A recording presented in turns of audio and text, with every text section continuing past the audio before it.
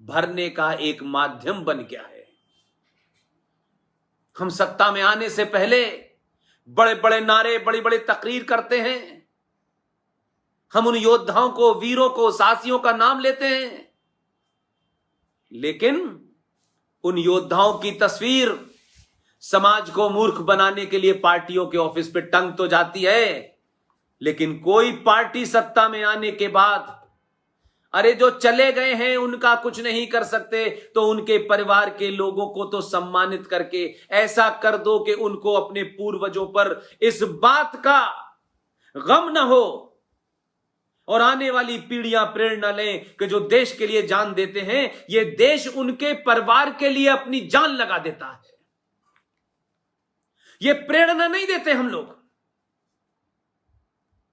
वो एक शख्स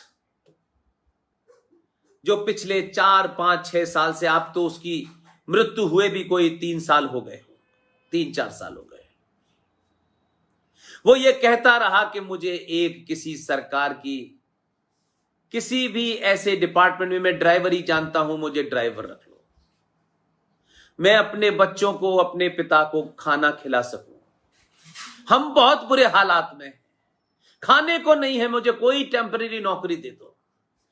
उसे नौकरी नहीं इस देश के लोगों ने दी, क्योंकि लोगों को देश में, सत्ता में जब लोग बैठ जाते हैं तो इस लोकतंत्र के अंदर चुनावों से पहले लोक मजबूत होते हैं और चुनाव के बाद तंत्र मजबूत हो जाता है।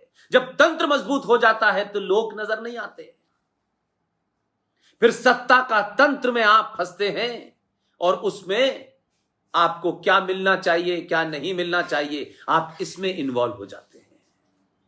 आप जिनकी लाशों पे पैर रख करके, जिनके कंधों पे पैर रख करके सत्ता के उस शीर्ष पर पहुंचते हैं, सबसे पहले आप उन्हें दूर कर देते हैं।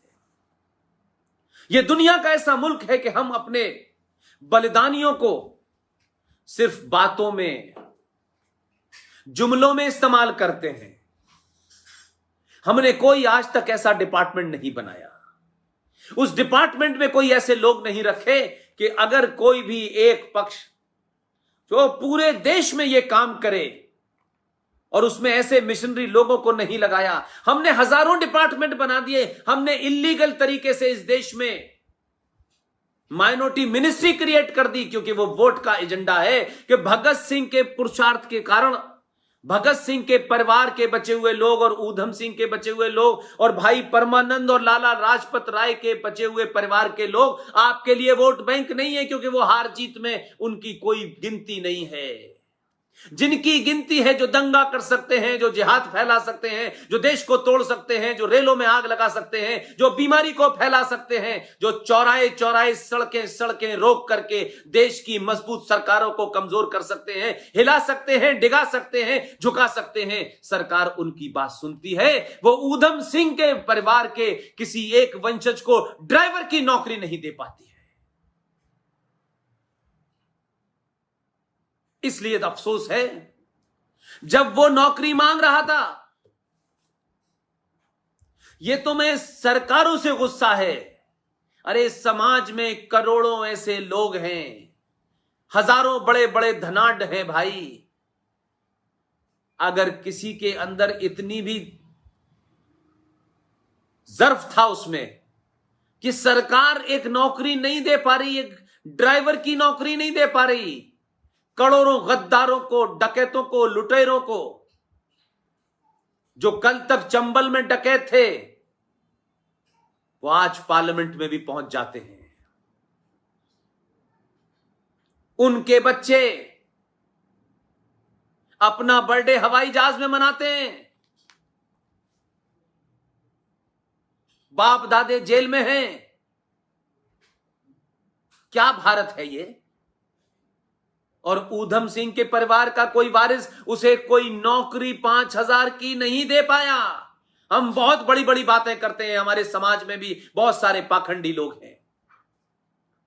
इतनी बड़ी बड़ी फैक्ट्रियां, इतना बड़ा बड़ा संसार चलाने, सब कुछ सरकार पे भी मैं छोड़ दूं तो मैं कभी कभी मानता हूं कि सरकार के लोगों तक, कान में तक पहुंचाने के लिए जो लोग हैं वो दलाल सरकार के लोगों को भी सही बात नहीं बताते हैं। यह सरकार का काम नहीं है कि राजपथ पे कौन घूम रहा है। क्या ये डिपार्टमेंट बनता और ऐसे तमाम सारे लोगों को स्थापित किया जाता ताकि वो 2 वक्त की रोटी इज्जत से खा पाते? लेकिन ऐसा नहीं हुआ। लेकिन हमारे आम समाज में भी बहुत सारे लोग होंगे जो एक छोटी सी नौकरी ये सोच के दे देते कि भाई ये हम ऊधम सिंह के परिवारों को दे रहे हैं, इसलिए वो काम कितना जानता है कितना नहीं जानता। एक मैसेज जाता, समाज की भी चुप्पी रही। ऊधम सिंह के उस परिवार के लड़के ने आत्महत्या कर ली। यह खबर नहीं बनी। आत्महत्या है। मुंबई में आत्महत्या होने वाली खबर इस देश के राष्ट्र की आत्मा झकझोर देती है। दुनिया में चारों तरफ उसकी चर्चा होती है, उसके बारे में बहुत सवाल उठाए जाते हैं। लेकिन मेरा अफसोस सिर्फ ये नहीं है कि उसने आत्महत्या